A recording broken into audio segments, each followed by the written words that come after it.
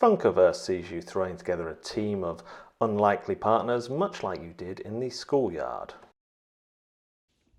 It's Wingardium Leviosa, not Wingardium Leviosa. I choose, Harry.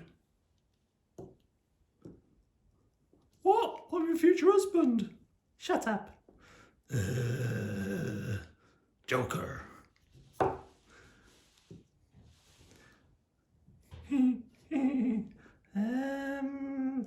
Voldemort.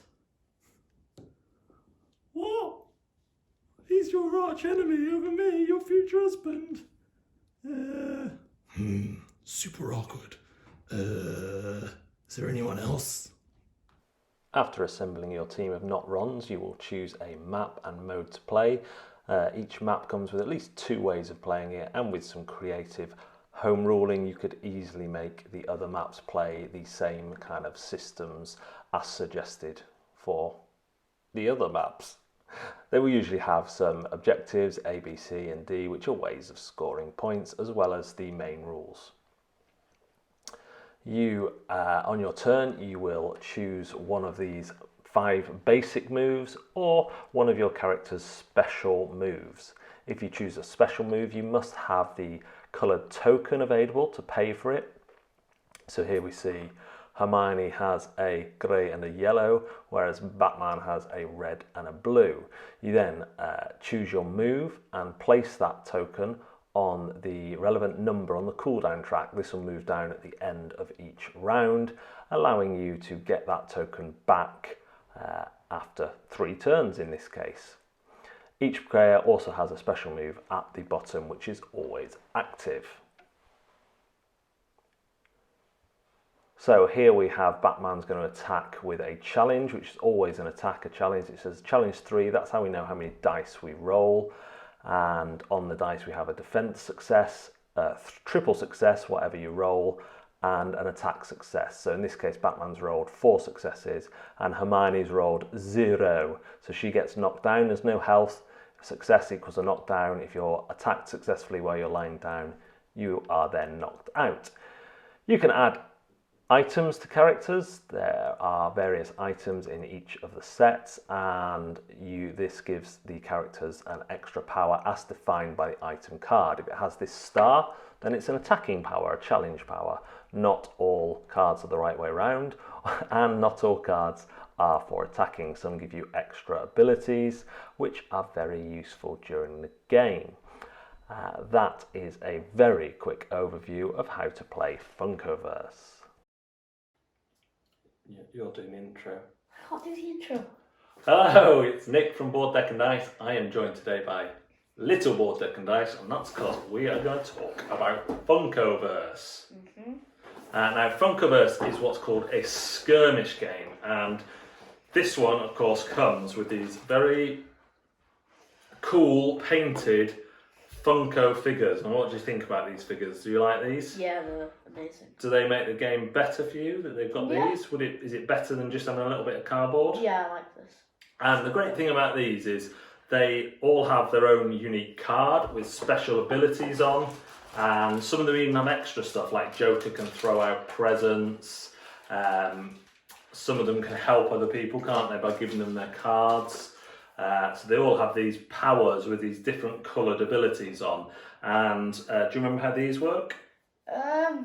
So this one takes up 2 blue, is it? Yeah, so you get a blue, if you've got a blue token that's not on the cooldown track, Yeah. which should be showing on the overlaid video, Yes. then you will take it and put it at number 2, and at the end of each round, after everyone's activated all their figures, it moves down, doesn't it? Yeah. So you don't get it back for another 2 goes. So yellow's a very powerful move, but you've got to wait 4 turns to do it. And you also have the defense value down at the bottom, and a special player. So Ron, if Ron is standing, an ally that shifts off the cooldown track may be placed next to him. So that's quite good for some of the game types. Game types, you can just go and try and kill each other's characters. Yeah. You can do leaders, where you have to detect one of the characters as a designated leader. There's an area control one, there's capture the flag, King of the Hill style ones. There's a lot of different variety, isn't there? And the boards, There's loads of boards because each 2-pack and each 4-pack come with a double-sided board.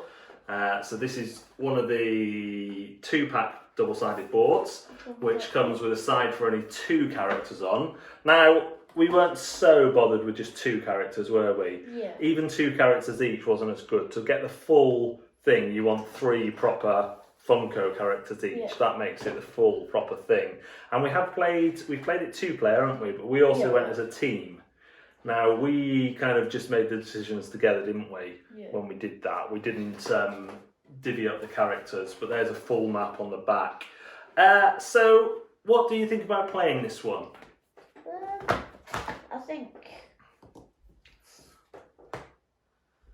pretty easy to play. Pretty easy? I mean, I think you could learn this in like 5 minutes, and you can play one game, and then you're like, oh, I get this now, and then you can do another, and you can smash the other person. Yeah, you could simplify it, couldn't you? You could, like, there's items as well. You don't have to play with the items. There's lots of really nice touches in here. There is a lot of bits. There's a little bit of setup to do with choosing the characters, then choosing the items, choosing the map, what you're going to do.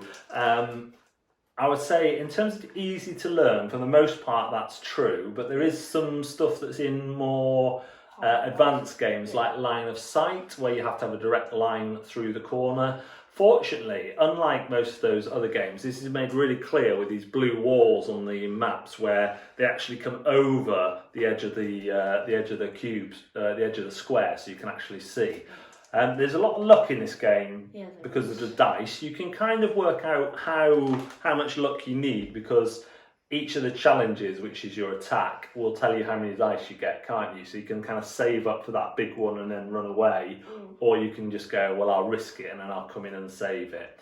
As far as health goes, can you remember how health works? So if a character's successfully attacked... If it's success... I can't say it. If they hit them like fully, they get knocked down and... somebody can pick them back up, but it's... Or they can rally themselves as their total action. Yeah. So obviously knocking down a guy who's already been activated is an advantage. Like you said, other figure can come and stand them up. Some of them have got better ways of doing that. Batman can actually get back up by himself because he's Batman. But yeah, if you play it wrong, you can get... If you're not aware of that kind of, there's no health as such, is there? It's one hit and down.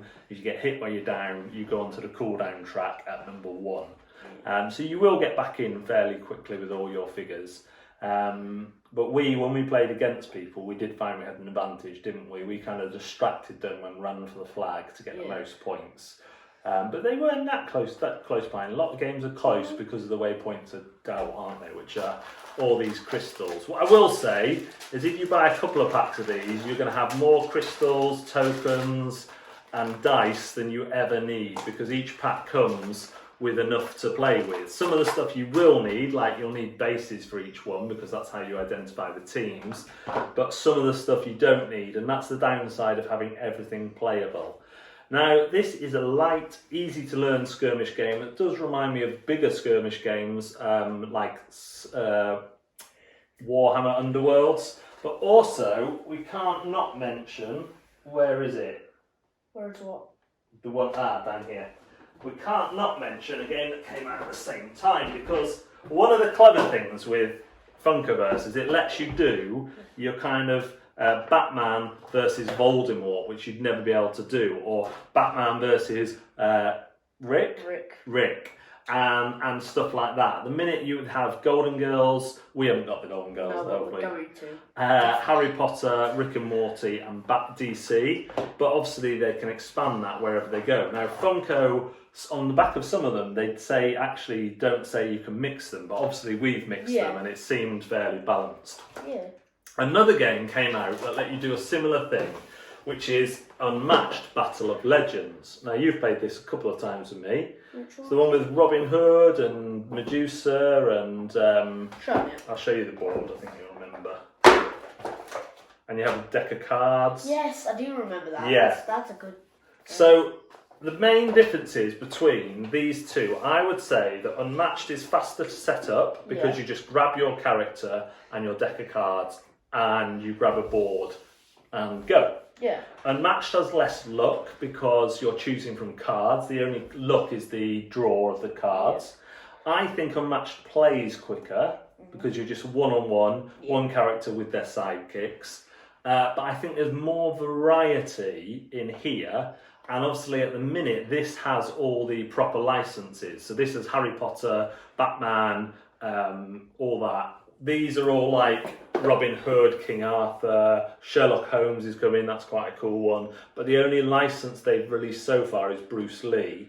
Jurassic Park is meant to be coming to both of these, so that'll be interesting.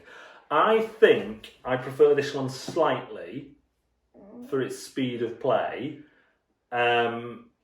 But this one's kind of the fun one. Do you know what I mean? Like, have fun with both, but this is the kind of laugh fun one, whereas this is kind of the more serious game. Yeah. I don't know if you feel the same like that. Yeah, I know what you mean. I'd probably rather play this one most of the time, like 60-40, maybe 70-30. But they're both really good, aren't they? Like, we would keep both of these, even though they're both skirmish games, and they're both skirmish games that let you do fantasy matchups. So, yeah, I hope both games get licenses. But as far as Funkoverse goes, if you're not sure whether you're going to like it, you can just pick up a 2-pack, try a one-on-one. I would say, though, that we found the 3-player game, the game where you have 3 characters, which we just take them from all of them, and go against someone else with 3 characters to be the most rewarding because there's more you can do there. They do have some cardboard token characters you can use, like sidekicks, but we haven't even played with those, have we? So there's a lot of variety. You can throw in the weapons. There's loads of different play styles, at least 4 different play styles, and loads of different maps. So this has been a winner for us, hasn't it? We've taken it to other game groups, played there. What's your favourite character? Yeah, probably. I do like Rick because he's got a good power. I quite like Voldemort because he's quite weak, easy to kill, but he never really dies. He just comes straight back, and he's got a stupidly powerful dice attack, which is really cool. So I quite like Voldemort. I do like the fact that the people come with little weapons, and you can actually put them in their hands. Oh, they can hold them. Yeah, that's often just done with cards in games, isn't it? Like you pick up a sword. Pick up a sword and put it on your card. Whereas this, because they've got more of the toy factor, you actually put them in the hand, so you see that character's got it, not just look at the cards. Yeah. And you can give different items. In fact, that would be one of my downsides, is that you only get 1 item, even in the big packs. Yeah. No, you got 2 in the big packs. Did I? You did get 2, yeah, we did get 2.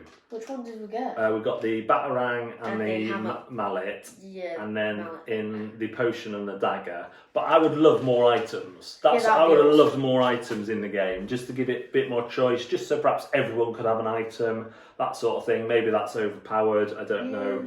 But we can give after you've got all that, we can give all 3 characters an item if we want anyway. But yeah, I would like to see a wider choice of item, and maybe they'll bring out some item packs separately where you can just buy them, I don't know. But yeah, if you want to have a skirmish game where you're fighting directly against someone, where it's very in your face, you have to not mind, don't you? If you've got a really strong attack and you roll all misses, you have to not get frustrated with that sort of thing. Whereas that can be easy to get frustrated with sometimes, can't it? Yeah, like I had 6 dice and I rolled 3 attacks, did I? And then I got 3 dice and got... you kept rolling 6 successes because the dice had a 3 success on. So he rolled 6 dice and got 6 successes, rolled 3 dice and got 6 successes, and then on another attack rolled 2 dice and got 6 successes. So obviously that put us in really good stead. That was when we were a team to win. Yeah. And so it can come down to dice, and if you don't like that, you're not going to like this so much. And I would definitely suggest, if you want a skirmish game that doesn't come down to dice, that's light, go for Unmatched. But obviously Funko are going to get more of the licenses, so if you want to do that license mashup, then this is the one for you. Any big negatives for you? apart from storing it? I don't. We've got everything in Yeah, we've got everything in like two boxes. 2 boxes there. And we could probably fit the Golden Girls in, but then we'll be running out of room. Because the Golden Girls will come with dice and crystals, a cake, their own tokens. I can't think of like a downside to this, to be honest. I think, how many crystals do you need to get to win? Like 5? 10 if you're playing a normal game. Yeah, Depends what game. No, it's 6, isn't it? Depends. I think it's 5. But I would. The only thing. I don't know. Okay then, I don't know, because I won't say there's much that I don't like about this game. It's good. Yeah, and the component, even the crystals, they could have just been cardboard.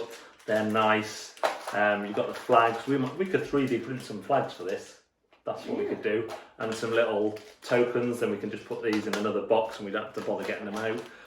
But yeah, even the cardboard's really good quality. I've been really impressed with this. I expected this to be a kind of sellout where there was no real game behind it, and I've really enjoyed playing it, especially once you get up to 3 characters each, and that does make a difference.